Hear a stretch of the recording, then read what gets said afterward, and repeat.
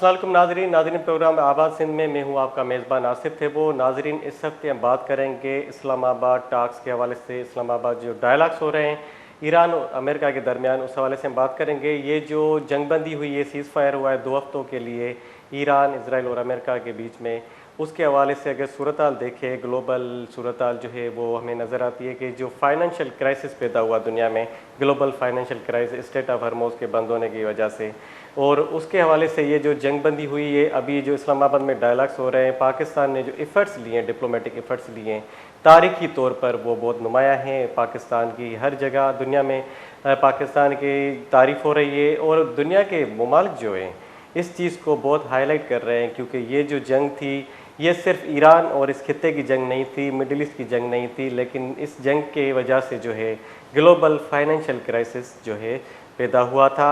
और पूरी दुनिया में एक जो लहर आई थी वो ये लहर आई थी कि दुनिया एक बार फिर दोबारा जो है लॉकडाउन की तरफ जा रही थी, और इस चीज़ें जो ऑनलाइन हो रही थी, तो एक बहुत बड़ी जंग थी जो अब सीज़ फायर की तरफ जा चुकी है। और उसके हवाले से जो डायलॉग्स हो रहे हैं इस्लामाबाद में, डायलॉग्स के हवाले से हम बात करेंगे तो डायलॉग्स जो हैं वो दोनों पार्टियों के दरमियान जो हो रहे हैं, ईरान और अमेरिका के, जेडी वेंस और दूसरी तरफ जो है अब्बास राक्सी जो है वो इसमें शामिल है अपने डेलीगेशन के साथ, और हाई लेवल जो है डेलीगेशन इसमें शामिल हैं।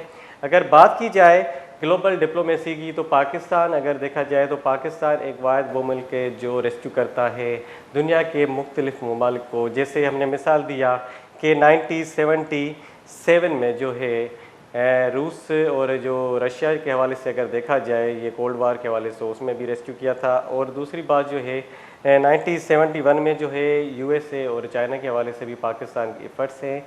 अभी अगर सूरत हाल को हम देखें कि सऊदी अरबिया जो है पाकिस्तान उसके ताल्लुकात बहुत पुराने हैं, और पाकिस्तान का डिफेंस मुआहदा भी है सऊदी अरबिया से। लेकिन ये ईरान जो जंग शुरू हुई, ईरान इसराइल अमेरिका वार जो शुरू हुई मिडिल ईस्ट में, गल्फ़ कंट्रीज़ में, तो ईरान ने सऊदी अरबिया और गल्फ़ कंट्रीज़ को निशाना बनाया, लेकिन पाकिस्तान उस जंग में शामिल नहीं हुआ, ना ही जो है ईरान और सऊदीया की जंग होने दी। ये होता है एक डिप्लोमेटिक जो है विज़न होता है कि पाकिस्तान ने किस कदर डिप्लोमेटिक एफ़र्ट्स लिए हैं। और अब इस सिनेरियो में अगर देखा जाए तो ये जो डिप्लोमेटिक एफ़र्ट्स हैं, ग्लोबल आर्डर जो है, जो रीजनल आर्डर है, उसमें पाकिस्तान की बहुत बड़ी अहमियत बन चुकी है। अभी जो टॉक्स हो रहे हैं ईरान और अमेरिका, जो मुज़ाकरात हो रहे हैं इस्लामाबाद में, वो सबसे अहम है। दुनिया की नज़रें उसी टॉक्स पर हैं कि क्या होता है। जंगबंदी होती है तो स्ट्रेट ऑफ हॉर्मुज़ जो है खुलता है। अभी भी गल्फ़ कंट्रीज़ में जो 340 जो बहरी जहाज़ है ऑयल के, वो फंसे हुए हैं, क्योंकि स्ट्रेट ऑफ हॉर्मुज़ जो है 20% जो सप्लाई यहाँ से ऑयल की होती है मिडिल ईस्ट से दुनिया को। तो आज हमारे जो मेहमान हैं वो फार्मर एम्बेसडर हैं, हम उनसे बात करेंगे। ये जो सूरत हाल इस्लामाबाद में है, डायलॉग्स हो रहे हैं अमेरिका और ईरान के बीच में, तो हमारे साथ जो अभी गेस्ट है GR बलोच है, फार्मर एम्बेसडर है, हम उनसे बात करेंगे कि सूरत हाल किस तरफ जा रही है। हमें तो एक बेहतर सूरत हाल नज़र आ रही है, लेकिन हम उनसे पूछेंगे कि ये जो सूरत हाल है जंगबंदी के बाद जो डायलॉग्स हो रहे हैं पाकिस्तान और ईरान के हवाले से, उसमें क्या बेहतरी आएगी, कौन से फैसले किए जाएंगे। और अभी तो इब्तदा है, अभी तो शुरुआत है। दोनों जो पार्टियां हैं, दोनों जो ममालिक हैं, उनको एक दूसरे पे जो है कॉन्फिडेंस जो है, एतमाद है, वो करना होगा। उसके बाद चीज़ें आहिस्ता आहिस्ता से बेहतर होगी। तो हमारे साथ अभी टेलीफोन लाइन पर मौजूद है GR बलोच साहब, हम उनसे बात करेंगे जो फार्मर एम्बेसडर है। अस्सलाम वालेकुम सर। वालेकुम अस्सलाम। सर प्रोग्राम में खुशामदीद। सर ये इस्लामाबाद टास्क के हवाले से आज का हम जो प्रोग्राम कर रहे हैं, उससे पहले हमने आपसे डिस्कस किया था ईरान, इसराइल और अमेरिका के वार के हवाले से, तो उसमें आपने अपना ओपिनियन दिया था। अब इस सूरत हाल के बाद जो जंगबंदी हुई है, सीज़ फायर हुआ है 2 हफ्तों के लिए, उसके बाद जो इस्लामाबाद सज गया है टास्क के हवाले से, तो इसके हवाले से आपका क्या ओपिनियन है, आप क्या कहेंगे? देखिए, ये एक इंतहाई अहम तारीखी मोड़ है पाकिस्तान की डिप्लोमेसी के हवाले से, दुनिया के अमन के लिहाज से, और एक नया ग्लोबल ऑर्डर और रीजनल ऑर्डर जो बनने चला है, उसमें पाकिस्तान ने एक फ़आल किरदार अदा किया है, एक पॉजिटिव किरदार अदा किया है। और इंशाअल्लाह ये पाकिस्तान की जो काविश है, ये तारीख में सुनहरी अल्फाज में लिखी जाएगी। ये आसान काम नहीं था, बड़ी घमसान की जंग थी। उस जंग के मजीद ऑलरेडी हम देख रहे हैं कितने एडवर्स इम्पैक्ट हो चले थे, जिसमें बेरोजगार हो गए थे लोग, फ्यूल नहीं मिल रहा था, खाने को नहीं मिल रहा था पकाने के लिए गैस। इसी तरह से बहुत और अहम चीज़ें, फर्टिलाइजर फॉर एग्जाम्पल दुनिया में वो नहीं मिल रहा। अफ्रीका में बहुत सारे जो फार्मर्स हैं वो इम्पेक्ट होंगे। वो हो सकता है कि एशिया में भी इस तरह से हो। इस तरह हीलियम आती है वहाँ से, वो अस्पतालों को नहीं मिल रहे, एमआरआई नहीं हो रही। तो इसके बड़ी इम्प्लीकेशंस हैं। और फिर जो इतना सारा मिसट्रस्ट बढ़ गया है, उससे तो और मजीद दुश्मनियां बढ़ रही थी। लिहाजा पाकिस्तान ने जो कुछ काम किया है वो दुनिया के अमन को बचाने के लिए और दुनिया की मईशत को बचाने के लिए है, और दुश्मनियां खत्म करने के लिए है, ताकि आगे चल के दुनिया एक अमन का गहवारा बने, और खासतौर पे मिडिल ईस्ट एक अमन का गहवारा बने, जहाँ तमाम लोग आपस में अमन और सुकून के साथ रहें, खुशहाली की तरफ जाएं, गुर्बत के साथ जंग करें, नाखवानगी के खिलाफ जंग करें, बीमारियों के खिलाफ जंग करें, क्लाइमेट चेंज के खिलाफ जंग करें, आपस में बेगुनाह एक दूसरे का जो है वो गले ना काटे और खून में नाहक ना बहाएं। जी। अच्छा सर, ये जंगबंदी तो हो गई, अगर ये टॉक सक्सेस हो जाती हैं तो जैसे आपने कहा कि ग्लोबल ऑर्डर चेंज हो जाएगा, रीजनल ऑर्डर चेंज हो जाएगा, तो ये जो ग्लोबल फाइनेंशियल क्राइसिस है जो अभी पेट्रोल की वजह से या हरमोज रूट की वजह से हुआ, तो उसमें कितना टाइम लगेगा? आप क्या समझते हैं कि जैसे ये टॉक सक्सेस होती है तो वो ओपन हो जाएगा, नहीं, देखिए इसमें या उसको बहाली में टाइम लगेगा? नहीं, बहाली में टाइम इसलिए लग सकता है कि जो इंफ्रास्ट्रक्चर जो सब इसमें डिस्ट्रॉय हुआ है जंग के अंदर, वो कहते हैं फॉर एग्जाम्पल जो कतर की ऑयल फील्ड का एक जो प्रोसेसिंग प्लांट खराब हुआ है उसमें 5 साल लग सकते हैं। इसी तरह से जो ईरान के बहुत सारे ऑयल प्रोसेसिंग प्लांट जो खराब हुए हैं, डिपोज खत्म हुए हैं, ब्रिजेस उड़ाए गए हैं, तो ये तो 5 साल तो कम से कम लग सकते हैं, 3 से 5 साल लग सकते हैं, जो दोबारा फिर ऑयल सप्लाई उसी तरह से हो और फिर जो है वो दुनिया आहिस्ता आहिस्ता अपना दोबारा नॉर्मल लिविंग पे आए, पहले पॉलिटिकली और उसके बाद इकोनॉमी को उसके बाद। अगर आपको याद हो कि जब कोविड हुआ तो उसको भी तकरीबन 4-5 साल लग गए ठीक होने में, और यही मैं आज कह रहा था किसी और प्रोग्राम में कि मुश्किल से दुनिया जो है वो कोविड के इम्पैक्ट से आगे निकली थी, तो अनफॉर्चुनेटली ये जंग हो गई। लेकिन खुदा का शुक्र है कि पाकिस्तान ने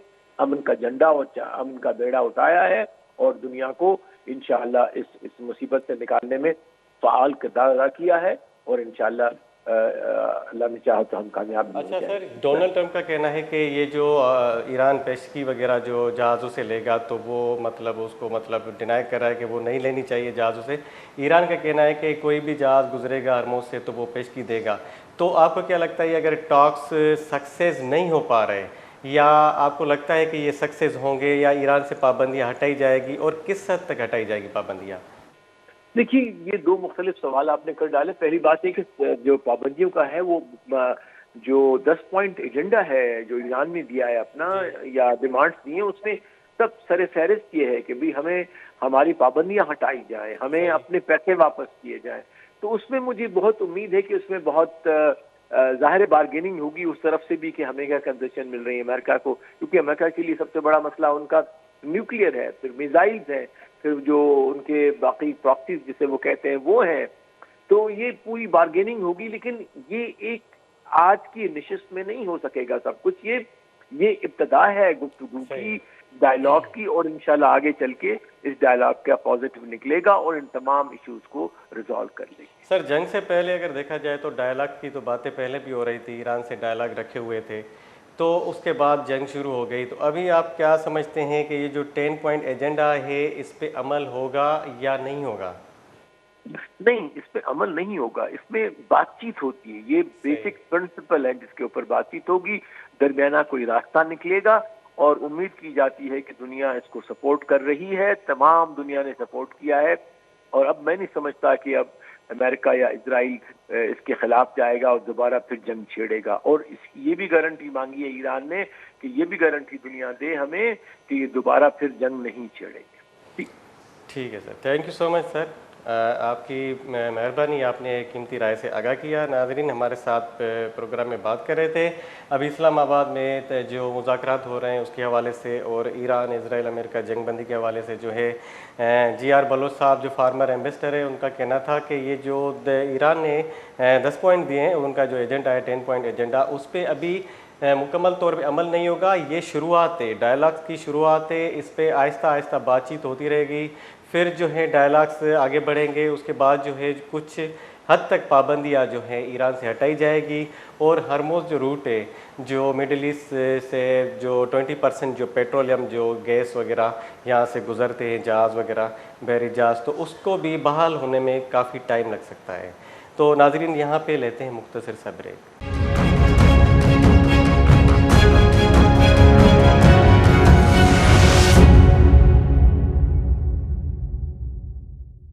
वेलकम बैक नाज़रीन, हम बात कर रहे हैं ईरान अमेरिका मुज़ाकरात के हवाले से। अभी हमारे साथ टेलीफोन लाइन पर मौजूद हैं सीनियर जर्नलिस्ट जुनैद अंसारी। अस्सलाम वालेकुम। वालेकुम सलाम। जुनैद अंसारी साहब, प्रोग्राम में खुश आमदेद। ये जो सूरत हाल आपके सामने है, आप इंटरनेशनल रिलेशंस को भी देखते रहते हैं, और दूसरी बात ये कि जो जंगबंदी हुई है सीज़ फायर 2 हफ्तों के लिए, उसके बाद जो इस्लामाबाद में मुज़ाकरात का एक मैदान सजा है, तो उसके हवाले से आप क्या कहेंगे?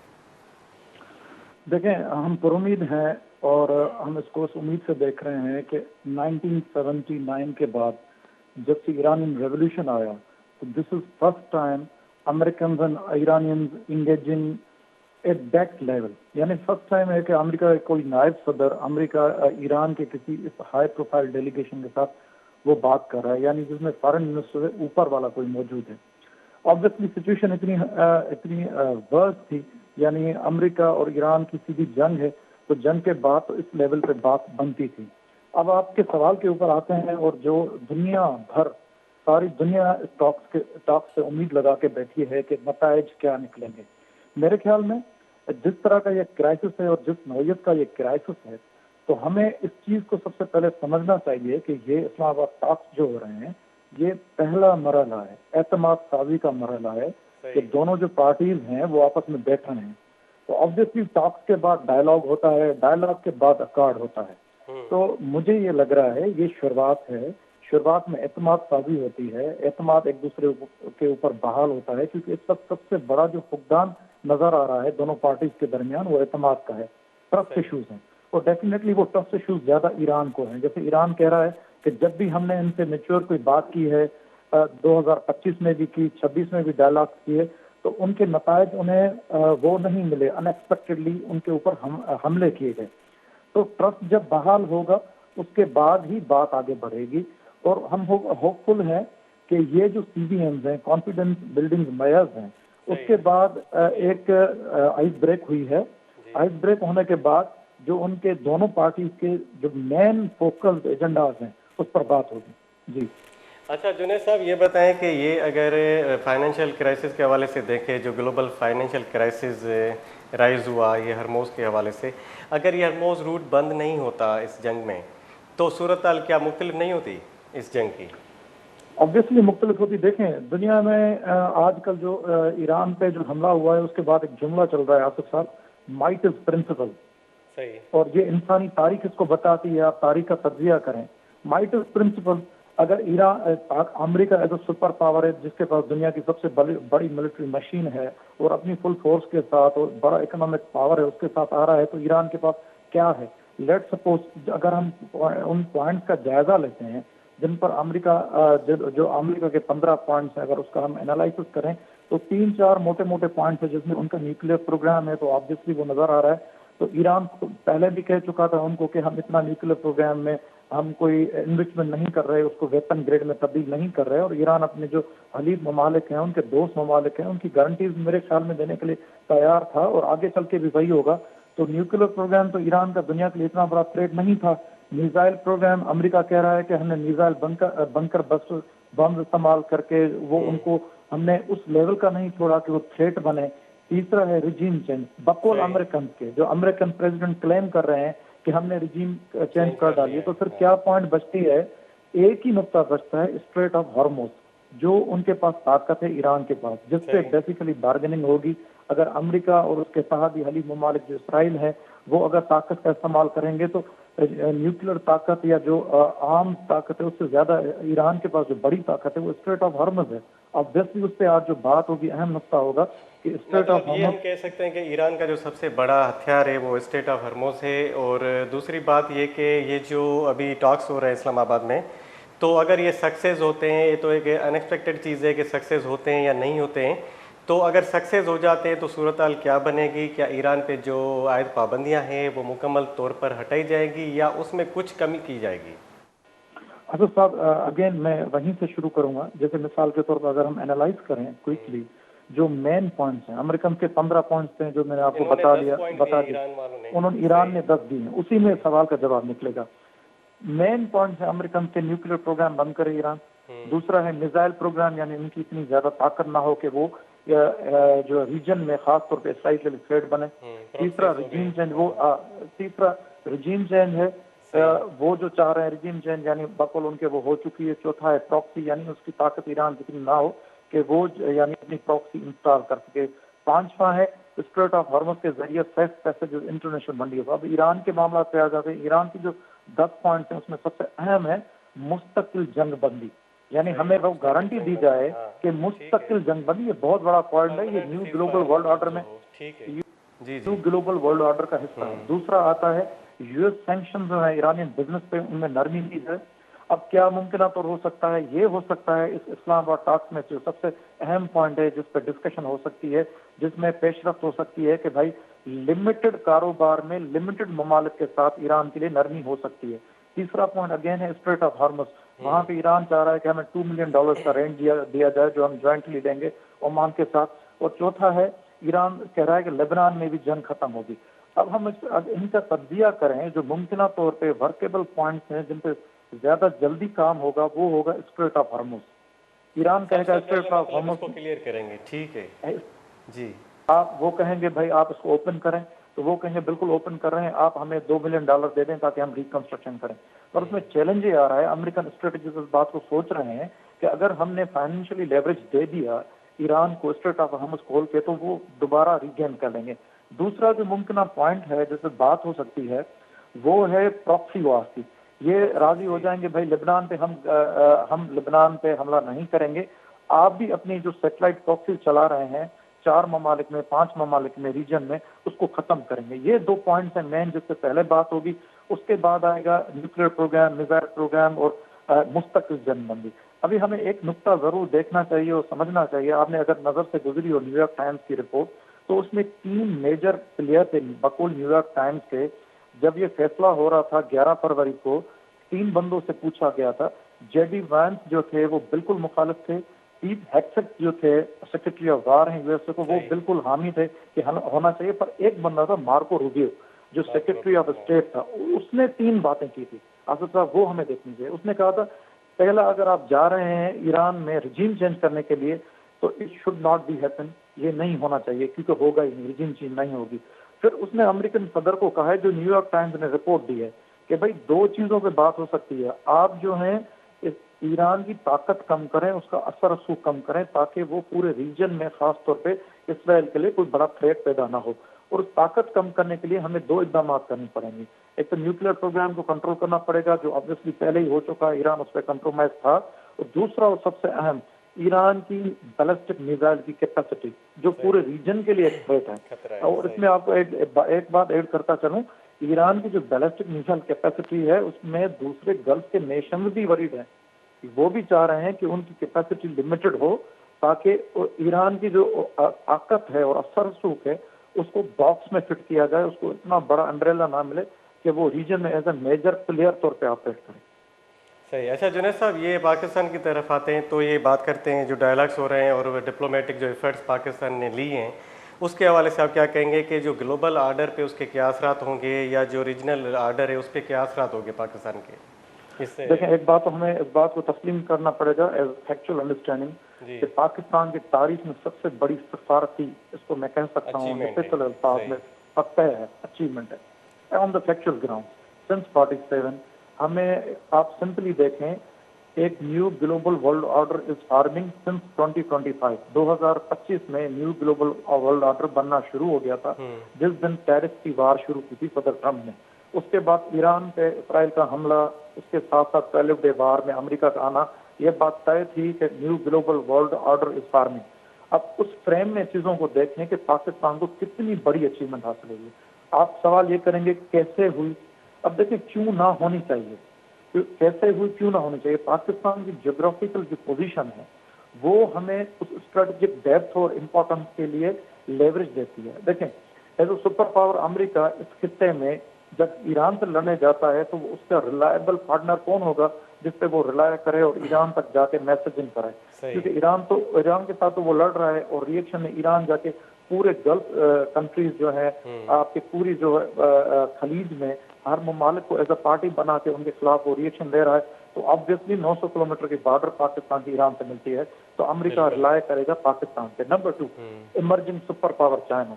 चाइना के लिए खुद ये विन विन सिचुएशन है कि इतने बड़े ग्लोबल वर्ल्ड ऑर्डर की फार्मिंग में एक कॉम्प्लेक्स स्ट्रक्चर में और कॉम्प्लेक्स सिचुएशन जो मिडिल ईस्ट में बनी हुई है पावर गेम की, उसमें अगर एक सुपर पावर जो उसका राइवल भी है अमेरिका, वो रिलाय कर रहा है चाइना के स्ट्रेटेजिक पार्टनर पाकिस्तान पे, तो ये विन विन सिचुएशन चाइना के लिए भी है, क्योंकि इससे चाइना के जो मफादात है उनको भी तहफ़्फ़ुज़ मिलता है मिडिल ईस्ट में। अब आते हैं तीसरे नंबर पे सऊदी अरब, जो बड़ा मेजर प्लेयर है, उसका हमारे साथ डिफेंस पैक्ट है। ऑब्वियसली जब उसका डिफेंस पैक्ट है तो दूसरे छोटे छोटे नेशन हैं, तो इसमें तय है तो पाकिस्तान सऊदी के मफादात का भी तहफ़्फ़ुज़ करेगा। आखिर में आता है ईरान पे। ईरान के लिए भी इसमें बिल्कुल विन विन सिचुएशन है, क्योंकि अगर ईरान सऊदी अरब में हमले कर रहा है, दीगर खलीज ममालिक में हमले कर रहा है, तो पाकिस्तान पे ऑब्वियसली ये प्रेशर आ रहा है कि सऊदी में हमला होता है तो रिएक्शन पाकिस्तान दे, पर पाकिस्तान ने रिएक्शन नहीं दिया। ये बात ईरान समझ रहा था, पाकिस्तान दे सकता था 900 किलोमीटर की बॉर्डर की, पर पाकिस्तान ने मामला बनाने की कोशिश की जो ईरान के फेवर में जा रहा है, तो ईरान का भी ट्रस्ट है। तो इस पूरे स्ट्रेटेजिक डिजाइन में Pakistan emerge as a major regional player, as a middle power. ये बहुत बड़ी अचीवमेंट है पाकिस्तान की मौजूदा क़यादत की और पाकिस्तान की जियोपॉलिटिकल जो मामला में, और उसका ऑब्वियसली फायदा हमें आगे चल के हमारी इकोनॉमिक कंडीशन की बेहतरी में नजर आएगा। बहुत बहुत शुक्रिया जुनेद अंसारी साहब, आपने हमें कीमती राय से आगाह किया। जी नाज़रीन, हमारे साथ बात कर रहे थे सीनियर जर्नलिस्ट जुनेद अंसारी साहब, जिनका कहना था कि ये जो बड़ी अचीवमेंट है पाकिस्तान के लिए, ये जो डायलॉग्स हो रहे हैं, इस्लामाबाद टॉक्स जो हो रहे हैं, इसमें पाकिस्तान की सबसे बड़ी डिप्लोमेटिक अचीवमेंट है। और दूसरे नंबर पे कि ये जो न्यू ग्लोबल आर्डर बनने जा रहा है उसमें भी पाकिस्तान की काफ़ी अहमियत है, और जो रीजनल अगर देखा जाए तो स्ट्रेटेजिक जो पोजीशन है वो भी काफ़ी पाकिस्तान की बहुत स्ट्रॉन्ग है।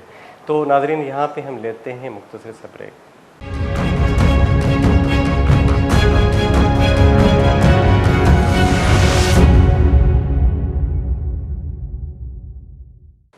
वेलकम बैक नाजरीन। हम बात कर रहे थे इस्लामाबाद डायलॉग्स के हवाले से, जहां हम जो देख रहे हैं सूरत हाल वो बेहतर होती जा रही है, और जो डायलॉग्स हो रहे हैं वो इस खित्ते की बेहतरी के लिए हो रहे हैं, क्योंकि जो जंगबंदी हुई है 2 हफ्तों के लिए, उसके अलावा अगर देखा जाए तो इस रीजन में जो पीस कायम करने की जो कोशिश है पाकिस्तान कर रहा है, उसके हवाले से हम बात करेंगे। हमारे साथ टेलीफोन लाइन पर मौजूद हैं doctor Munawwar Hussain, associate professor हैं, कायद-ए-आज़म यूनिवर्सिटी से उनका ताल्लुक है इस्लामाबाद से। अस्सलाम वालेकुम सर।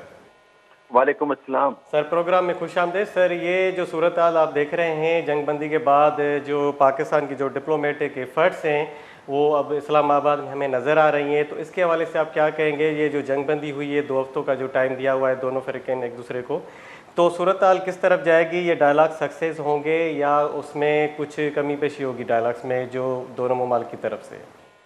देखिए, मेरा पहला पॉइंट तो ये है कि पाकिस्तान की जो डिप्लोमेटिक एफर्ट्स है उसने हमेशा रेस्क्यू किया है दुनिया के अमन को और अमेरिका को भी। मिसाल के तौर पे आपको याद होगा 1971 में जो शटल डिप्लोमेसी की थी पाकिस्तान ने बिटवीन यूएस एंड चाइना, एक कम्युनिस्ट और दूसरा कैपिटलिस्ट, वो ब्रिज किया था। फिर आपको याद होगा जो अफगानिस्तान में 1979 में जो वॉर हुई थी उस वक्त भी हमने रेस्क्यू किया था अमेरिका को, और फिर 2020 में जो तालिबान के हवाले से बातचीत चल रही थी उस वक्त भी हमने रेस्क्यू किया, और फिर जो 12 दिनों की जंग ईरान और अमेरिका के दरमियान में रही उसे भी हमने ब्रिज किया था। और इस जंग में हमने 2 बड़े अहम काम किए।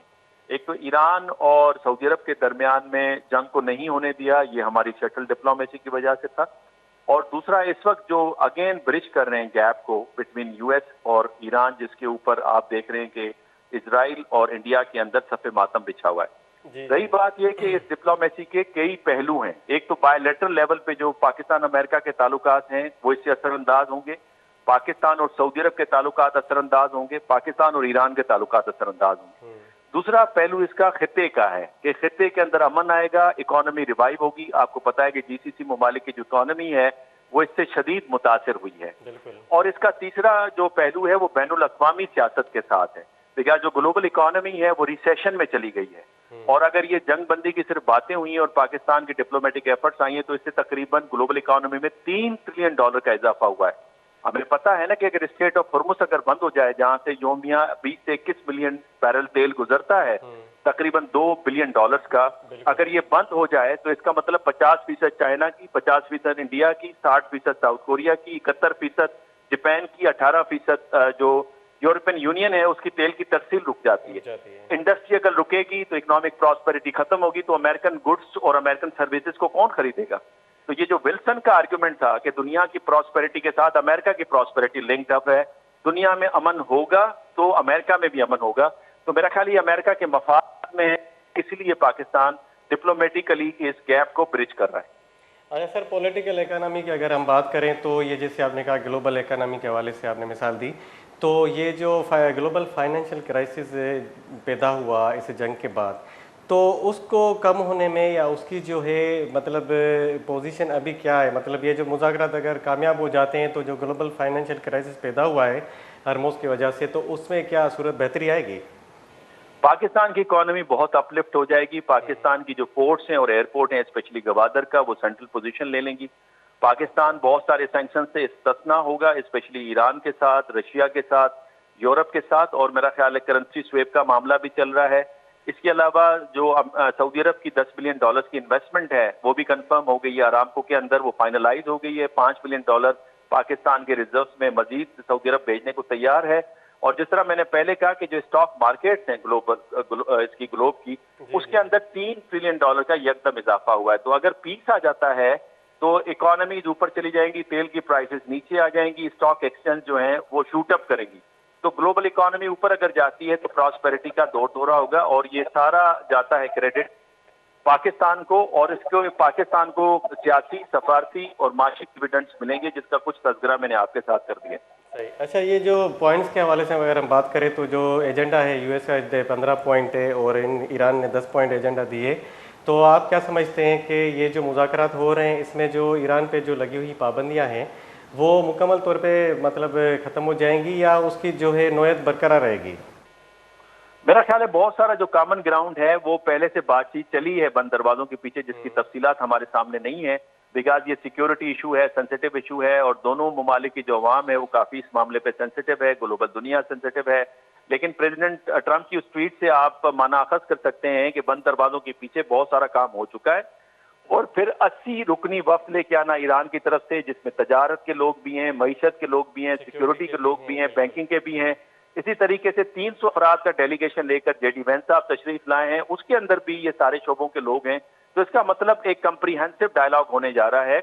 और अगर अमेरिका मनाब स्कूल पे, मैं सजेस्ट करूंगा अमेरिका को कि मनाब स्कूल के ऊपर अगर वो अपॉलॉजी एक्सटेंड करते हैं और ईरानी कुछ एसेट्स को डीफ्रीज करते हैं, पार्शली सैंक्शंस को अपलिफ्ट कर लेते हैं, तो फजा काफी मुतमईन बख्श हो जाएगी। और ईरान भी अगर स्ट्रेट ऑफ हॉर्मुज़ को खोल देता है तो ये दोनों तरफ से एक अहम कदम होगा और कामयाबी समझी जाएगी। बहुत बहुत शुक्रिया, आपने हमें कीमती राय से आगाह किया डॉक्टर मुनव्वर हुसैन साहब। और आपने कहा कि ये जो डिप्लोमेटिक डायलॉग हो रहे हैं ये पाकिस्तान की सबसे बड़ी कामयाबी है, और पाकिस्तान इस जो डिप्लोमेटिक डायलॉग के हवाले से अगर देखा जाए तो पाकिस्तान ने हिस्ट्री में बहुत मरतबा जो है रेस्क्यू किया है, अमन को, पीस को रेस्क्यू किया है। आपने जैसे कहा कि 1971 में जो है यूएस चाइना के हवाले से रेस्क्यू किया, उसके बाद 1979 के हवाले से अगर आपने जिक्र किया तो उसमें भी जो रशिया जो सोवियत यूनियन वार थी, अफगान सोवियत यूनियन वार, तो उसमें भी जो है रेस्क्यू किया। तो ये अब सऊदीया और ईरान के हवाले से जो आपने बात कही कि उनके दरमियान जंग होने नहीं दी, क्योंकि पाकिस्तान जो है वो एक न्यूक्लियर पावर है और सऊदी अरब जो है उनसे डिफेंस मुआहदा किया हुआ था पाकिस्तान ने, पिछले साल हुआ था। तो सऊदीया को भी रेस्क्यू किया, ईरान को भी रेस्क्यू किया। बहुत बहुत शुक्रिया, आपने अपनी कीमती राय से आगाह किया। तो नाज़रीन, यहाँ पे हमारे प्रोग्राम का वक्त ख़त्म होता है। देखते हैं कि ये जो डायलॉग्स इस्लामाबाद टॉक्स शुरू हैं वो कहाँ तक जाते हैं, और जो दोनों ममालिक के यूएसए और जो ईरान है उनके दरमियान जो अभी डेलीगेशन बातचीत कर रहा है, जो मुज़ाकरा शुरू हैं, तो उसमें देखा जाएगा कि खित्ते पे क्या असरात पड़ते हैं, इकानमी पे क्या असरात पड़ते हैं, और स्टेट ऑफ हरमोज़ जो है वो अगर खुल जाता है तो जो ईरान की मईशत है या पाकिस्तान या इस खित्ते की मईशत है उस पर क्या असरात पड़ते हैं, उस पर हम अगले हफ्ते प्रोग्राम करेंगे। तब तक अपने मेज़बान आसिफ थे वो इजाज़त दीजिए। अल्लाह हाफ़िज़।